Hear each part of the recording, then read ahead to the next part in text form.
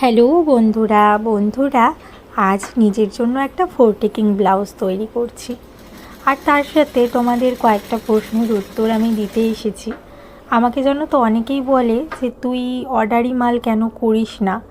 দেখো একটা কথা বলি, আমি অর্ডারি রেডিমেড কোনোটাই করি না, কেন আমার সে সময়টা হয় না। যদি সময়টা হতো আমি নিশ্চয়ই করতাম, কারণ কে না চায় দুটো পয়সা তার কাছে আসুক।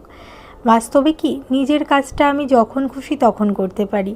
যেমন ধরো এই ব্লাউজটা এখন আমি কিছুটা করলাম, করে হয়তো আর 4-5 দিন পরে কাজ নিয়ে বসবো, এরকমও হয়।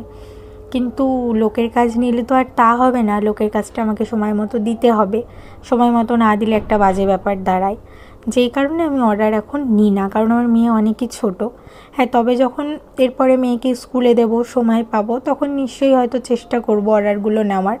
তবে এখন আমি সেরকম কারোরই অর্ডার নিই না। হ্যাঁ, টুকটাক কিছু কাজ যেগুলো মনে হয় যে পারবো, সেগুলো তখন হয়তো বলি যে হ্যাঁ করব। তবে বেশিরভাগ ক্ষেত্রেই নিই না।